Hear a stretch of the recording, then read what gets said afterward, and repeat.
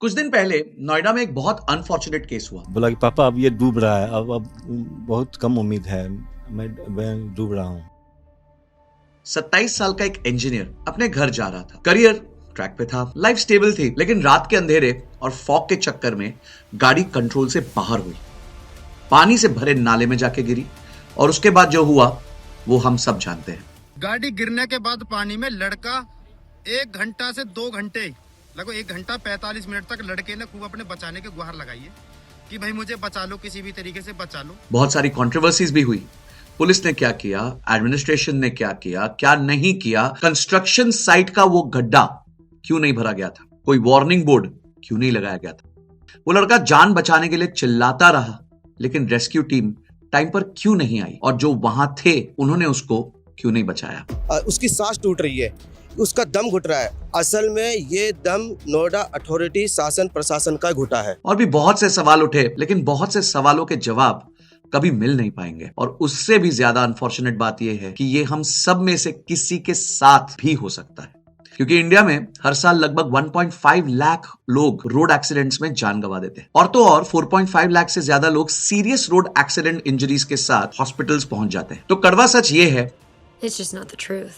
This is the truth. कि आज की दुनिया में हमारी हेल्थ और हमारी लाइफ दोनों ही काफी फ्रेजाइल हो चुकी है। ना इमरजेंसी कैलेंडर देख के आती है, ना ही हॉस्पिटल्स के बिल देख के आती है। इसलिए मुझे लगता है कि आपके पास एक हेल्थ इंश्योरेंस जरूर होनी चाहिए। किसी भी कंपनी का ले लीजिए, आप अपनी रिसर्च कीजिए, अपना बजट देखिए, अपनी lifestyle, family size, city, hospital preference, सब कुछ समझिए, फिर पॉलिसी चूज कीजिए। लेकिन एक हेल्थ इंश्योरेंस होना आज के जमाने में नॉन नेगोशिएबल है। लेकिन अगर आप एक बिगिनर हैं और आपको बिल्कुल समझ नहीं है कि कहां से शुरू करना है, किन चीजों का ध्यान रखना है, तो बस ये वीडियो को एक बार एंड तक जरूर देख लीजिएगा। एंड में एक बहुत काम की टिप भी है। तो चलिए सीखते हैं क्या चीजें करनी है और क्या वो चीजें जो नहीं करनी है, जिससे एक राइट हेल्थ इंश्योरेंस लेके आप अपने आप को इस जीवन में प्रोटेक्ट कर सकते हैं।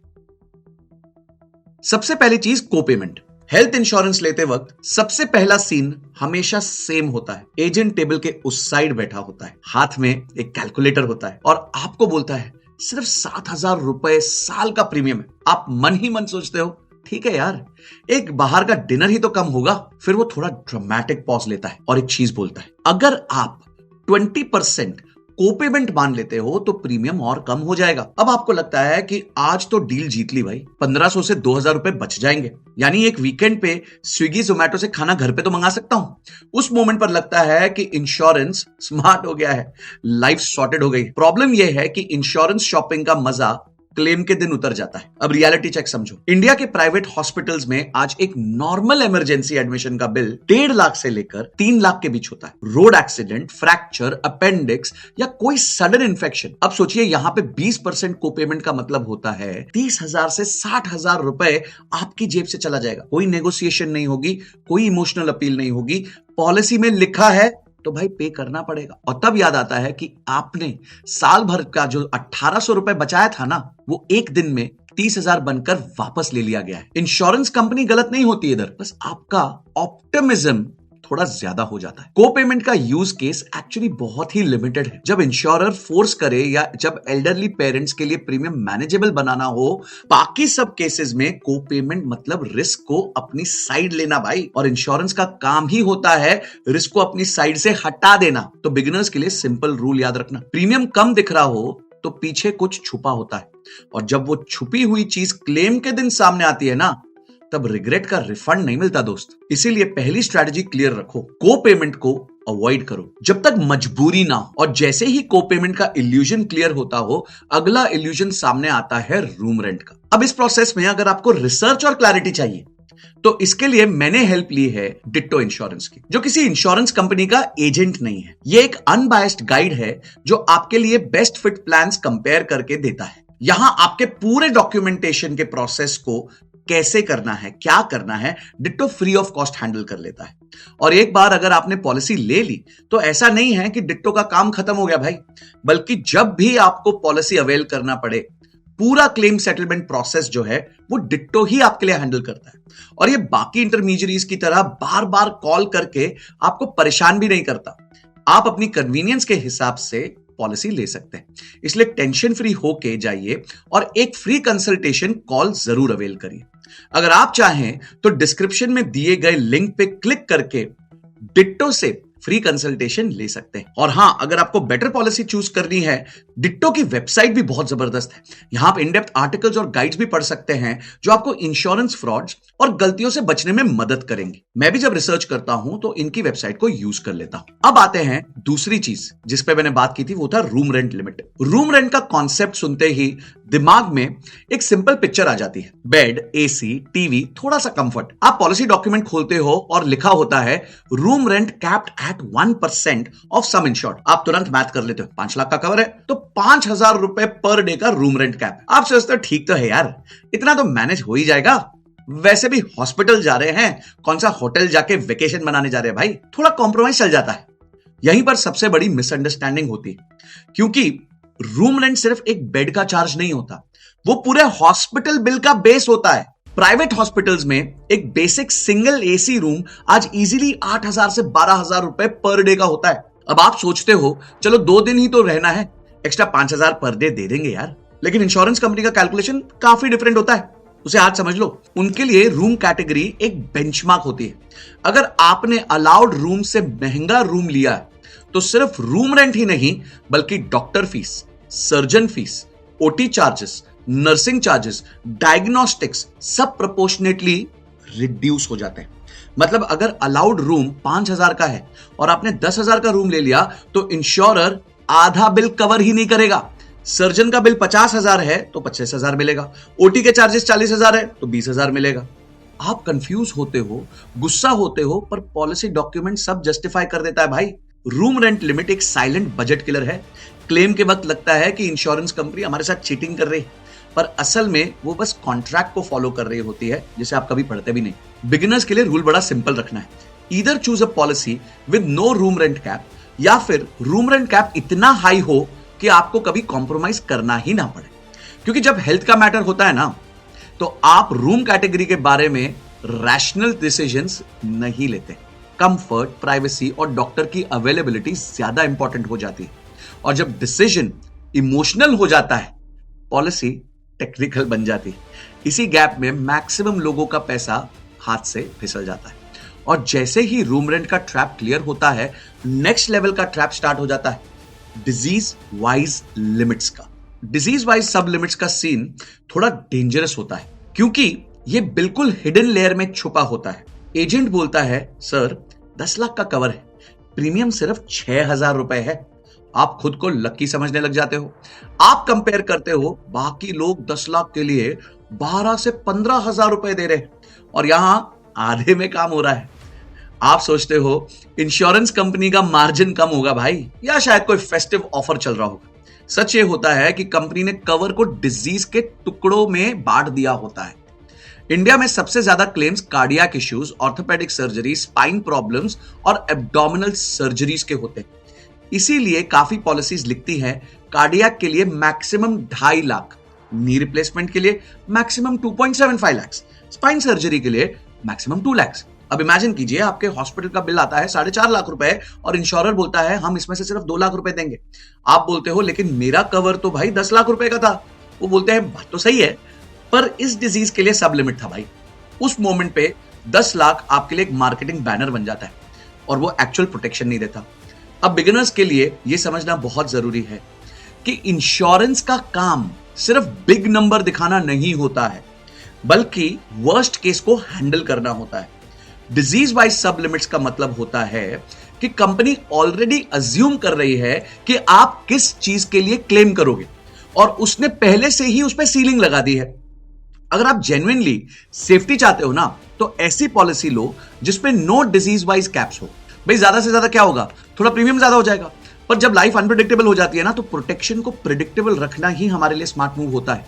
और जैसे ही डिजीज वाइज ट्रैप समझ आता है, तब नेक्स्ट अनसर्टेनिटी स्टार्ट हो जाती है, और वो है वेटिंग पीरियड्स की। देखिए, जब इंश्योरेंस है पर टाइम पे काम नहीं आती, तो इंश्योरेंस लेने का सबसे बड़ा फायदा क्या है भाई? देखिए, इंश्योरेंस लेने के बाद ना सबसे अनकंफर्टेबल कन्वर्सेशन पता है क्या होती है?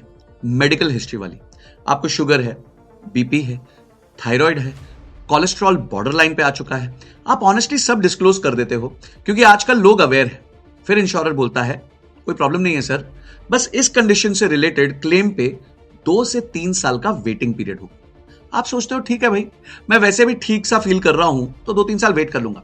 पर बॉडी इंश्योरेंस पॉलिसी नहीं पड़ती है भाई, बॉडी अपनी टाइमिंग पे काम करने लग जाती है। इंडिया में हार्ट अटैक्स और स्ट्रोक्स का एवरेज एज 8 से 10 साल कम हो चुका है। बीपी और डायबिटीज वाले पेशेंट्स में कॉम्प्लिकेशंस का रिस्क पहले 5 साल में ही होता है। अब यहां आयरनी यह है कि आप इंश्योरेंस तो लेते हो फ्यूचर रिस्क कवर करने के लिए, पर अगर वही रिस्क अर्ली ट्रिगर हो जाए तो इंश्योरर लीगली मना कर सकता है। वेटिंग पीरियड गलत नहीं होता, पर लॉन्ग वेटिंग पीरियड्स जो है वो बहुत डेंजरस होते हैं। बिगिनर्स के लिए यहां पे रूल बड़ा सिंपल रखना है, जो पॉलिसी प्री एग्जिस्टिंग डिजीजेस पे सबसे कम वेटिंग पीरियड रखे उसे आप प्रेफरेंस दीजिए, क्योंकि हेल्थ प्लानिंग का मतलब सिर्फ प्रीमियम प्लानिंग नहीं होता है, टाइमिंग प्लानिंग भी होता है। और जब वेटिंग पीरियड का रिस्क आप समझ आ जाता है तब रियलाइज होता है कि हॉस्पिटल से पहले और बाद के खर्चे भी इक्वली इंपॉर्टेंट होते हैं। और यहां आता है pre and post hospitalization. Hospital सिर्फ एक चैप्टर नहीं है, कहानी उससे पहले और उसके बाद में भी लिखी जाती है। मोस्ट लोग हेल्थ इंश्योरेंस को एक स्ट्रेट लाइन की तरह देखते हैं। भाई हम एडमिट हुए, ट्रीटमेंट हो गया, डिस्चार्ज हो गए, बिल आ गया, क्लेम सेटल हो गया। लेकिन रियल लाइफ में मेडिकल ट्रीटमेंट एक स्ट्रेट लाइन नहीं होती है, बल्कि एक लंबी जर्नी होती है जिसमें हॉस्पिटल सिर्फ बीच का एक स्टेप होता है। कहानी शुरू होती है सिम्टम्स से, फिर जाती है डायग्नोसिस पे, फिर एडमिशंस और फिर डिस्चार्ज के बाद भी काफी देर तक चलती रहती है। और इसी जर्नी के शुरू और एंड में सबसे ज्यादा पैसा क्वाइटली आपकी जेब से खर्च हो जाता है। सोचिए आपको चक्कर आ रहे हैं, डॉक्टर पहले ब्लड टेस्ट लिखता है, फिर ईसीजी बोलता है, फिर एमआरआई या सीटी स्कैन बोलता है, फिर स्पेशलिस्ट कंसल्टेशन होता है। मेट्रो सिटीज में सिर्फ डायग्नोसिस का ही खर्चा आज एवरेज 20,000 से 40,000 रुपए तक हो चुका है इजीली। उसके बाद अगर एडमिशन हो जाता है तो हॉस्पिटल बिल अलग आने लग जाता है। अब अगर आपकी पॉलिसी सिर्फ हॉस्पिटलाइजेशन कवर कर रही है और प्री हॉस्पिटलाइजेशन नहीं कवर कर रही है तो ये पूरा डायग्नोसिस का पैसा आपके पॉकेट से चला जाता है। और आयरनी ये है कि बिना डायग्नोसिस के एडमिशन होता ही नहीं है। अब सेम चीज डिस्चार्ज के बाद भी होने लग जाती है। हॉस्पिटल से निकलते ही रिकवरी फेज स्टार्ट होता है। Medicine, follow up visits, physiotherapy, repeat blood test, dressing, injections, ये सब टेक्निकली हॉस्पिटल के बाहर होते हैं, लेकिन मेडिकली ट्रीटमेंट का ये हिस्सा ही होते हैं। स्टडीज दिखाती हैं कि टोटल ट्रीटमेंट कॉस्ट का 25 से 30% सिर्फ पोस्ट हॉस्पिटलाइजेशन फेज में लग जाता है। अगर पॉलिसी ये फेज कवर नहीं कर पाई तो पेशेंट फिजिकली तो रिकवर कर लेगा, और फाइनेंशियली भाई टोटली ड्रेन हो जाता है। अब बिगिनर्स के लिए ये एक नॉन नेगोशिएबल रूल होना चाहिए। पॉलिसी में minimum 30 to 60 days pre hospitalization और पोस्ट हॉस्पिटलाइजेशन कवर होना ही चाहिए। ये कोई लग्जरी एड ऑन नहीं है, ये बेसिक हाइजीन है। हेल्थ इंश्योरेंस का मतलब सिर्फ हॉस्पिटल बिल का भरना नहीं होता है, बल्कि पूरी मेडिकल जर्नी को फाइनेंशियली स्मूथ बनाना होता है। और जैसे ही ये क्लैरिटी आती है ना, एक और सवाल नेचुरली उठ जाता है। अगर एक क्लेम में पूरा कवर खत्म हो गया तो नेक्स्ट इमरजेंसी का क्या होगा भाई? और यहां आता है रेस्टोरेशन बेनिफिट। एक इमरजेंसी खत्म हुई नहीं होती, लाइफ नेक्स्ट टेस्ट रेडी रखती है भाई। हेल्थ इंश्योरेंस लेने वक्त ज्यादातर लोग एक ही सिनेरियो इमेजिन करते हैं। ध्यान रखना, एक इमरजेंसी आएगी, हॉस्पिटल जाएंगे, इंश्योरेंस काम कर देगी, बात खत्म। और रियलिटी थोड़ी ज्यादा लेयर्ड होती है। इंडिया में फैमिली फ्लोटर पॉलिसी सबसे ज्यादा कॉमन है, जहां एक ही सम इंश्योर्ड में पूरी फैमिली जो है उस सम इंश्योर्ड को शेयर करती है। और यहीं पर रेस्टोरेशन बेनिफिट की इंपॉर्टेंस का समझ आ जाता है, क्योंकि मेडिकल इमरजेंसीज कैलेंडर देखकर नहीं आती, और फैमिली में प्रॉब्लम्स जो है ना वो लाइन में नहीं लगती, पैरेलली भी आ जाती। सोचिए आपके पास 5 लाख का फैमिली फ्लोटर प्लान है, किसी एक मेंबर के लिए एक सीरियस हॉस्पिटलाइजेशन हो जाती है और पूरा 5 लाख का कवर उसमें यूज हो जाता है। आप रिलीव्ड हो कि भाई इंश्योरेंस ने अपना काम कर दिया, जिस काम के लिए लिया था वो कर दिया। लेकिन ईयर अभी खत्म नहीं हुआ था, अगर उसी साल स्पाउस को, पेरेंट को या बच्चे को हॉस्पिटलाइजेशन की जरूरत पड़ जाए तो टेक्निकली आपके पास एक्टिव पॉलिसी होने के बावजूद जीरो कवर बचा है। इस मोमेंट पर समझ आ जाता है कि पॉलिसी डॉक्यूमेंट में लिखा हुआ था सम इंश्योर्ड एक बार का बकेट होता है भाई, जो खत्म भी हो सकता है। इसीलिए रेस्टोरेशन बेनिफिट इसी प्रॉब्लम का सॉल्यूशन है। इसका मतलब होता है कि जैसे ही सम इंश्योर्ड एग्जॉस्ट हो जाए, पॉलिसी ऑटोमेटिकली अपने ओरिजिनल लेवल पे रीसेट हो जाती है। मैजिक है भाई ये। कुछ प्लान्स में ये सिर्फ एक ही बार होता है, कुछ प्लान्स में तो ये अनलिमिटेड टाइम्स हो जाता है। कुछ पॉलिसी सेम इलनेस के लिए रेस्टोरेशन अलाउ करती हैं, कुछ सिर्फ डिफरेंट इलनेस के लिए अलाउ करती है। ये फाइन प्रिंट है, लेकिन कॉन्सेप्ट बहुत पावरफुल है। रेस्टोरेशन एक तरह से इंश्योरेंस के ऊपर इंश्योरेंस है। बिगिनर्स के लिए यह समझना जरूरी है कि रेस्टोरेशन कोई हमारे लिए फैंसी फीचर नहीं है। आज के टाइम में जब मेडिकल इन्फ्लेशन 12 से 15% एनुअली तक चल रही है और एक सिंगल हॉस्पिटलाइजेशन भी 4 से 6 लाख की हो सकती है, एक साल में मल्टीपल क्लेम्स होना कोई अनयूजुअल बात नहीं रह गई है। फैमिली फ्लोटर प्लान्स में रेस्टोरेशन बेनिफिट ऑलमोस्ट मैंडेटरी होना चाहिए। यह फीचर तब काम आता है जब आप मेंटली लीस्ट प्रिपेयर्ड होते हो, और इंश्योरेंस का असली काम भी वही होता है, आपको तब प्रोटेक्ट करना जब आप प्लानिंग नहीं कर पा रहे हो। और जब हॉस्पिटलाइजेशन का कॉन्सेप्ट इवॉल्व हो रहा है तो एक और पुराना रूल भी क्वाइटली ऑब्सोलीट हो चुका है, 24 आवर्स वाला रूल। देखिए, जब हॉस्पिटल तक जाना ही पॉसिबल नहीं होता, हम इंश्योरेंस खरीदते वक्त एक अजम्पशन बना लेते हैं कि जब भी कुछ सीरियस होगा ना तो पेशेंट को हॉस्पिटल पहुंचा ही देंगे। एम्बुलेंस आएगी, बेड मिल जाएगा, डॉक्टर अवेलेबल होंगे, ट्रीटमेंट शुरू हो जाएगा। लेकिन रियल लाइफ हर बार टेक्स्ट बुक के हिसाब से नहीं चलती। कभी हॉस्पिटल फुल होते हैं, कभी पेशेंट की कंडीशन बहुत फ्रेजाइल हो जाती है, मूवमेंट उनके लिए रिस्की हो जाता है, और कभी सिचुएशन ऐसी होती है जहां ट्रीटमेंट घर पर ही देना आपके लिए एक मजबूरी बन जाती है। और इसी गैप को डोमिसिलरी ट्रीटमेंट कवर करता है, और बिगिनर्स अक्सर इसको या तो इग्नोर कर देते हैं या समझ ही नहीं पाते हैं। रिसेंट ईयर्स ने हमें पेनफुली सिखा दिया है कि हॉस्पिटल बेड्स ना बड़े फाइनाइट रिसोर्सेज हैं, इनफाइनाइट नहीं। पैंडेमिक के टाइम पर लाखों लोगों को oxygen, IV medicine injections, nursing care और मॉनिटरिंग घर पर ही लेनी पड़ी थी, और ये कोई लग्जरी सेटअप नहीं था, ये सर्वाइवल सेटअप था। ऑक्सीजन सिलेंडर का रेंट, नर्स का daily charges, medicine, monitoring equipment सब मिलकर डेली एक्सपेंस 5 से 15 हजार रुपए तक पहुंच रहा था। डेली बात कर रहा हूं, कई केसेस में ये ट्रीटमेंट 10 से 15 दिन तक चला है। मतलब 1 लाख से ऊपर का खर्चा बिना एक भी हॉस्पिटल के बिल के। यहीं पर डोमिसिलरी क्लॉज एक्टिवेट हो जाता है। अगर पॉलिसी क्लियरली मेंशन करती है कि डॉक्टर की एडवाइस पर घर पर दिया गया ट्रीटमेंट कवर होगा, तो इंश्योरर लीगली ऑब्लिगेटेड होता है क्लेम प्रोसेस करने के।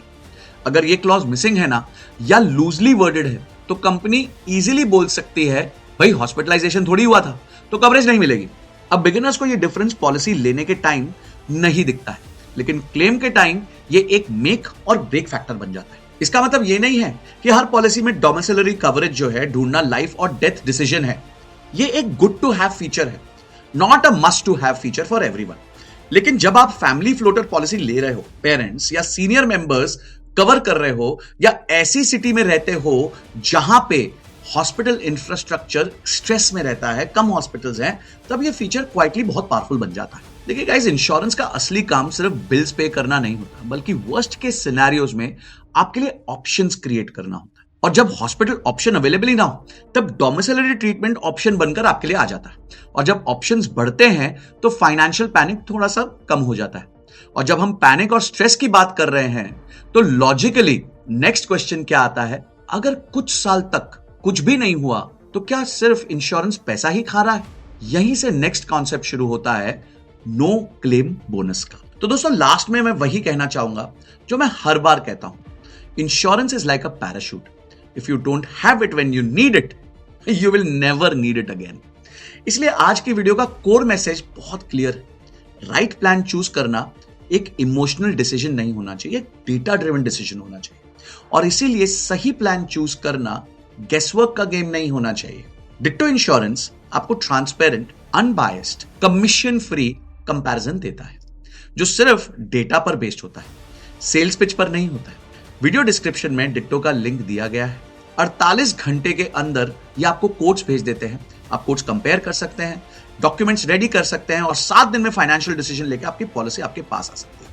अगर आपने अभी तक अपने लिए इंश्योरेंस नहीं सिलेक्ट करी है तो लिंक पे जाके आप अपने लिए एक फ्री कॉल बुक कर सकते हैं। क्योंकि याद रखना, over thinking is equal to procrastination, और प्रोक्रेस्टिनेशन का मतलब होता है प्रीमियम स्पाइक होना। डिट्टो के साथ you can totally avoid this situation. अगर ये वीडियो आपको पसंद आई हो तो लाइक जरूर दबाना।